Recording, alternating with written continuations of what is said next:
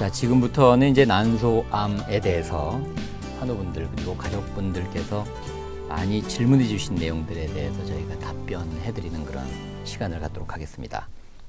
먼저 첫 번째 질문인데요. 최근에 건강검진을 받으셨다고 합니다. 근데 난소에서 한 4.5cm 정도의 이 고형 성분이 있다. 뭐 그런 말씀을 들으셨다 그러고 고형 성분이 있는 그런 낭종을 발견했다.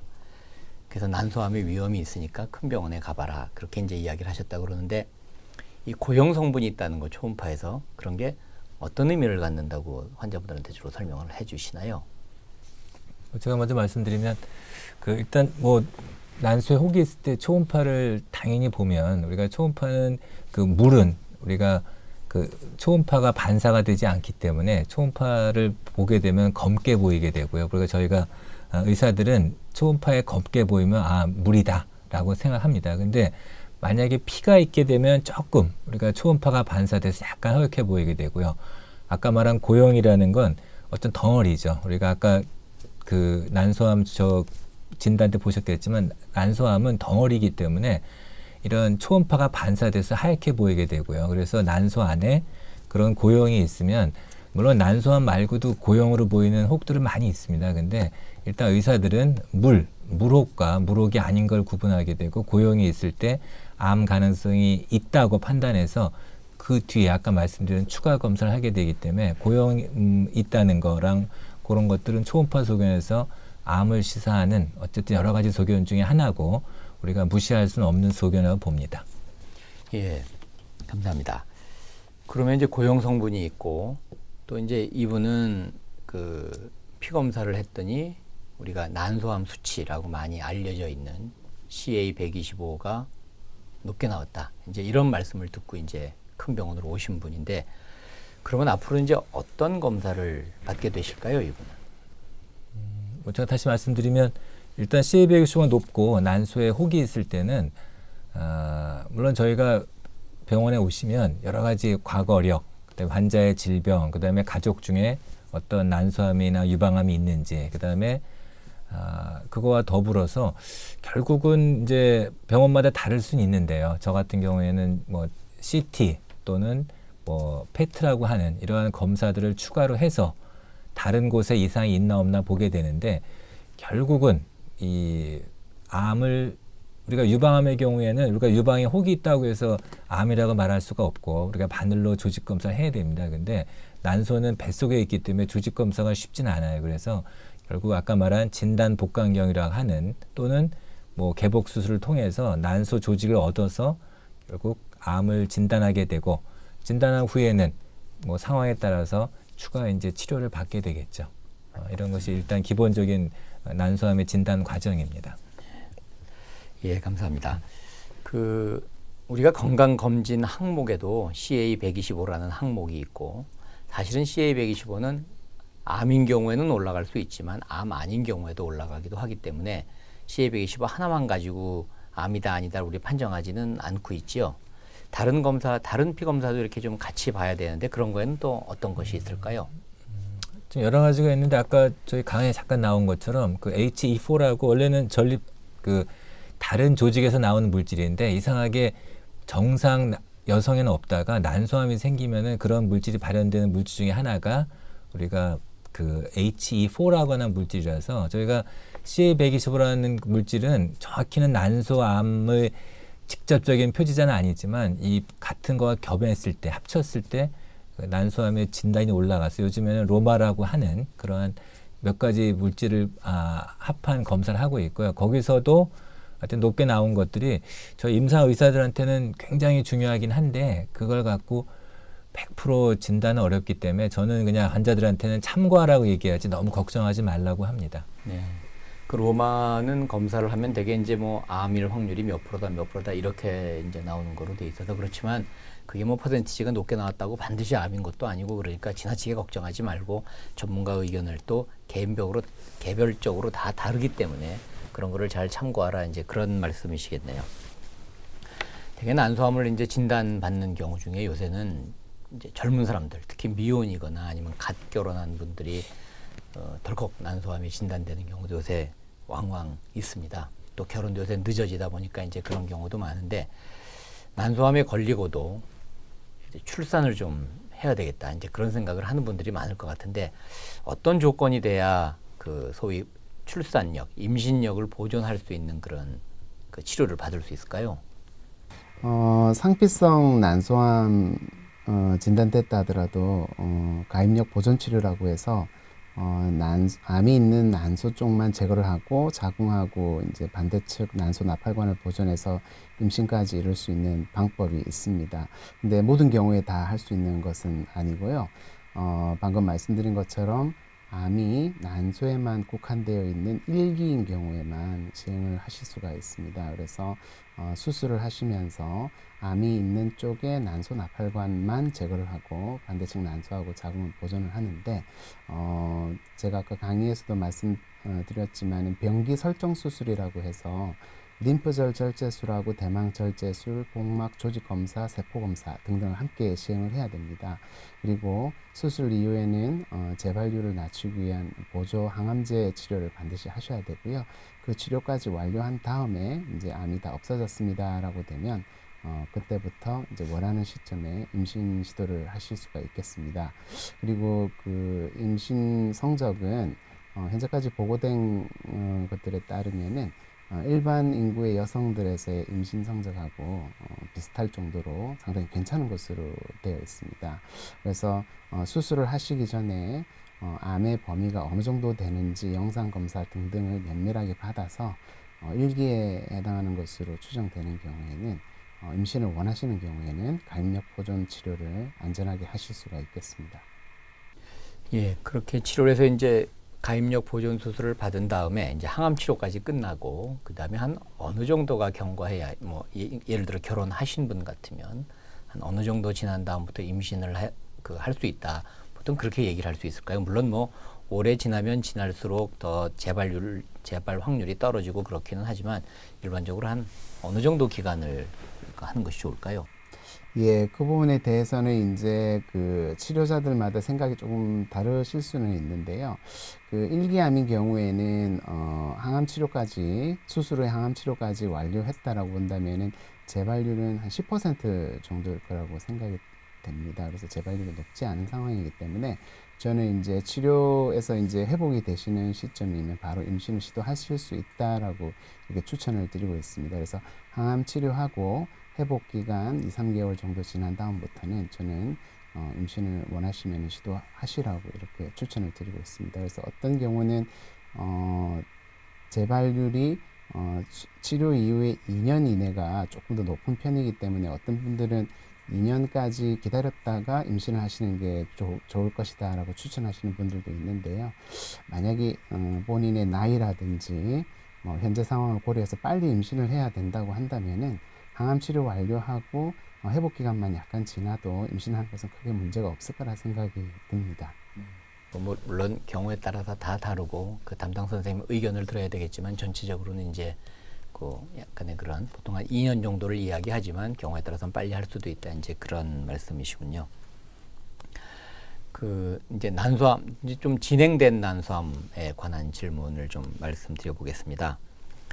그 난소암이 이제 이렇게 진행이 돼서 이제 복수도 차고 그래서 이제 오셨을 때 물론 예전에는 다 바로 수술 오면은 진단되면 바로 수술하는 게 원칙이었는데 최근에는 먼저 항암제를 쓰자 이제 그렇게 말씀하시는 경우도 많이 있다고 하면서 환자들이 이제 어떻게 해야 되나요 하고 물어보는 경우가 많은데 어떤 경우에 먼저 항암제를 쓰고 어떤 경우에 먼저 수술을 하고 뭐 그런 그 어떤 경우가 있을 수 있을까요? 예, 그 진행성 난소암인 경우에는 대부분 먼저 수술을 시행하는 것이 일반적입니다. 그런데 경우에 따라서는 항암제 치료를 3번 먼저 시행하시고 그 다음에 수술을 시행하시는 경우도 있습니다. 이런 경우를 선행 항암 치료라고 부릅니다. 그 종양 감축 수술이라고 부르는 이 광범위한 수술을 견딜 수 없을 정도로 그 내과 질환이 좀 심한 상태인 경우에는 항암제 치료를 먼저 해서 종양의 범위를 좀 줄여놓고 수술 범위를 좀 줄여서 합병 정도 줄이려는 그런 목적으로 시행하는 경우가 많고요. 또 다른 한 가지는 이 암의 범위가 너무 넓어서 바로 수술을 시행할 경우에 암을 충분히 제거하기가 어렵다고 판단되는 경우에 항암제 치료를 3번 사용해서 종양의 완전 절제 가능성을 높이려는 그런 경우에 선행항암화학 치료를 시행하고 있습니다. 그리고 수술을 먼저 하는 경우하고 선행항암 치료를 먼저 시행하고 수술을 한 경우 치료 성적을 비교했을 때 대규모 연구들에서 치료 성적에는 차이가 없는 것으로 이렇게 보고를 하고 있어서 선행암 치료를 먼저 하신다고 해서 많이 더 나쁘다 이렇게 굳이 생각하실 필요까지는 없을 거라고 생각이 듭니다. 예. 그 요즘 이제 현대의학, 미래의학이라고 하면은 뭐 P4 메디신이다. P가 4개 들어있는 뭐 그런 의미로 예측의학, 프레딕티브, 예방의학, 프리벤티브, 그다음에 개별의학, 퍼스널라이즈드, 환자분들이 적극 참여하는 파티시파토리 이렇게 네 가지를 뭐 전체적으로 보면 그걸 다 이제 정밀의학이다 그렇게 표현을 하고 있는데 난소암에서도 이제 이런 거에 관련된 유전자들이 계속 지금 발견되고 그에 따른 치료 방법이 많이 개발되는 것으로 알고 있습니다. 먼저 그 유전적으로 안젤리나 졸리라는 배우 덕분에 굉장히 유명해진 그 브라카 유전자에 대해서 질문을 많이 하셨는데요. 그 아까 강의에도 나오기는 했지만 한 번 더 확실하게 좀 그 우리 환우분들을 위해서 설명해 주셨으면 좋겠습니다. 이 브라카 유전자가 있는 경우에는 치료가 더 잘 되나요? 아니면 치료 방법이 조금 이렇게 다르게 하나요? 예, 제 환자분들도 많이 궁금해서 질문을 하시는 부분인데요. 브라카 1, 2 유전자 변이가 있는 경우가 결론적으로 말씀드리면 예후가 더 좋은 암에 해당합니다. 브라카 유전자 변이가 있는 경우에 저희가 그 난소암 치료를 위해서 쓰는 백금 기반 항암제 치료에 더 잘 듣는 것으로 되어 있습니다. 그리고 항암제 치료 이후에 재발률이 더 낮고 생존율도 더 좋은 것으로 되어 있습니다. 그리고 특히 진행성 난소암인 경우에 브라카 유전자 변이가 있는 환자들은 수술과 항암 치료로 암이 거의 대부분 없어진 다음에 재발 방지 목적으로 아까 말씀드린 그 올라파립이나 니라파립이라고 하는 재발 억제제를 사용할 수 있는데 브라카 유전자 변이가 있는 환자들에서 효과가 아주 좋은 것으로 되어 있습니다. 브라카 유전자가 있으면 암은 잘 생기지만 일단 생기면은 치료도 잘 되고 그에 따른 약도 또 많이 나와 있는 뭐 어찌 보면 좀 아이러니 같기는 한데 이제 그렇다고 알고 계시면 되겠습니다. 그 이외에도 그 이제 재발을 이제 한 경우에 이제 암 유전자 이거는 이제 암 조직에 있는 그런 유전자 검사를 해서 모든 암이 모양은 똑같아도 다 유전자들이 달라서 환자분들마다 어떤 분은 그 재발을 잘하고 어떤 분은 또 재발을 안 하고 치료를 해도 다 이게 다르고 그렇기 때문에 최근에 이제 이런 암 유전자 검사를 해서 그에 따른 치료를 많이 노력하고 있는데 그 재발에 관련된 암 유전자 검사 그리고 그에 따른 치료제 그리고 그런 효과는 어떠한가요? 아까 그 강의에도 말씀해 주시긴 했지만 조금 더 이제 환자분들이 이해하기 쉽게 우리 이신하 교수님 한번 말씀해 주시면 좋을 것 같습니다. 예, 일단 재발을 잘하는 유전자가 어떤 것이 있을까 이제 이런 거를 보는 거는 굉장히 많은 연구들이 진행이 되어 오고 사실 다양한 유전자에 대한 이야기들이 있지만 아직까지는 저희가 어느 한두 가지 유전자를 가지고 얘기하기에는 연구 결과가 좀 부족한 부분들이 많고요. 안타깝게도 사실 현재까지 난소암의 경우에는 다른 폐암이라던가 대장암이라든가 이런 조금 더 어떤 특정한 유전자의 변이가 있어서 암이 만들어지고 그리고 뭐 치료를 하는 거에 있어서도 이 유전자의 변이 여부를 보는 그런 표적이 되는 그런 유명한 유전자를 갖고 있지 않은 그런 암으로 난소암은 알려져 있습니다. 하지만 그 앞서서도 계속 좀 반복적으로 얘기가 나왔던 이제 안젤리나 졸리가 갖고 있었던 그런 브라카 유전자라고 하는 거가 현재로서는 난소암을 치료하는 데 있어서 그 유전자의 변이가 있느냐 없느냐에 따라서 새로운 약을 선택을 할 수 있는 이제 결정을 하는 그런 굉장히 중요한 차이가 되고 있고요. 그래서 그 유전자 변이가 있느냐 없느냐를 사실은 난소암이 진단이 되신 분들께는 저희는 뭐 대부분 이제 거의 다 검사를 시행하시도록 권고를 하고 있는데, 방법은 그냥 피 검사를 통해서 보는 내가 태어날 때부터 유전적으로 갖고 태어나는 그런 변이를 가지신 분들이 전체 난소암에서 한 15% 정도가 되고요. 그렇게 피 검사를 통해서 조금 더 간단하게 볼 수 있는 방법도 있고, 그렇지만 15%가 아닌 다른 분들에서도 실제로 암 조직이 생기면서 거기에서 브라카라고 하는 유전자의 변이가 새롭게 생겨나는 경우가 있기 때문에, 이러한 변이를 가지신 분들도 전체 난소암에서 약 20% 가까이나 되기 때문에 이러한 부분들을 보기 위해서는 저희가 그 종양 조직에 있는 유전자 검사를 또 따로 들어가고 있고요. 사실 아직까지는 유전자 검사 이런 방법이 많이 발전이 되고 처음 이제 도입이 되었을 때보다는 비용적인 이런 부분도 많이 좋아졌지만, 아직까지는 좀 상당히 높은 비용으로 검사를 받으셔야 합니다. 다만 난소암인 경우, 특히나 3기, 4기 진행성 난소암인 경우에는 비용은 비싸지만 어느 정도 저희가 그거를 나라에서 보조를 해주고 있기 때문에, 되도록이면은 많은 분들이 이제 본인 암에 어떤 유전자 변이를 갖고 있는지를 보는 검사를 좀 더 정밀하게 하셔서, 뭐 앞서서 말씀하셨던 그런 앞으로도 계속 개발된 그런 약들이 있을 거고요. 그런 약들을 뭔가 시도해 볼 수 있는 그런 많은 기회를 가지실 수 있으면 좋겠다라는 생각입니다. 예. 사실은 마지막 질문도 이제 하나 드리려고 하는데, 다른 병원에서 치료를 받으시다가 이제 이 서울 아산병원과 같은 이런 대형 병원으로 오시는 분들은 이제 새로운 약제에 대한 희망을 걸고 오시는 분들이 많습니다. 그래서 지금 대표적으로 진행되고 있는 임상시험, 그 몇 가지 좀 소개해 주셨으면 좋겠고요. 또 이제 임상시험에 대한 뭐 환자분들의 그런 기대라 그럴까, 이제 그런 게 크기 때문에 임상시험에 관한 뭐 그런 그 임상시험을 대하는 이제 환자분들의 어떤 자세라고 할까, 그런 마음가짐, 뭐 그런 거에 대해서 간단히 말씀해 주시면 좋겠습니다. 네.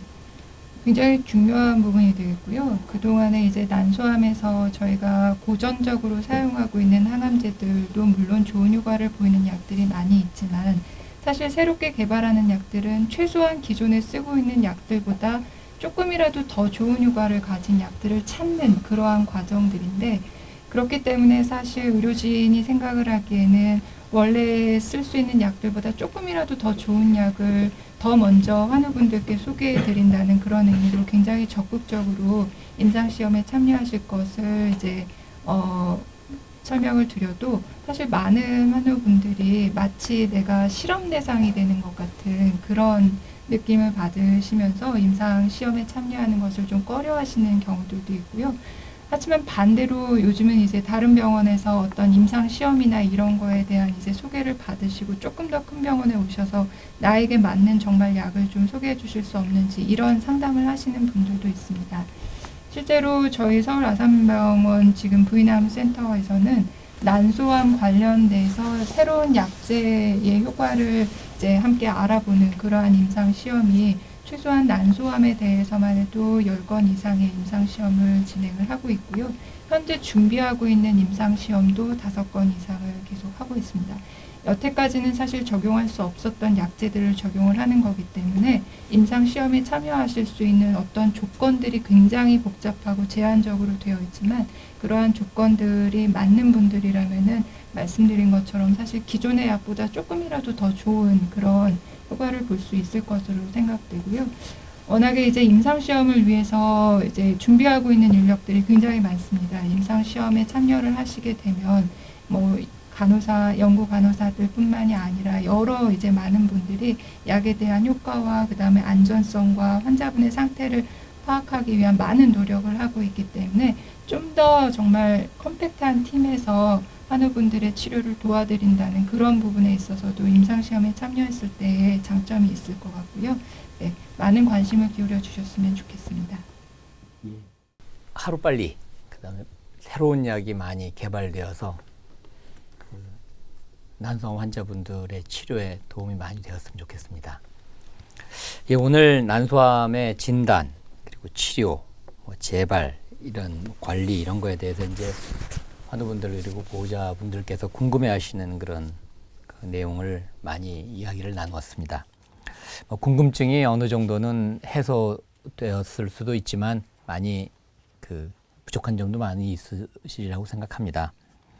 저희는 많이 아쉽지만 이만 이제 마무리를 지어야 될 것 같은데요.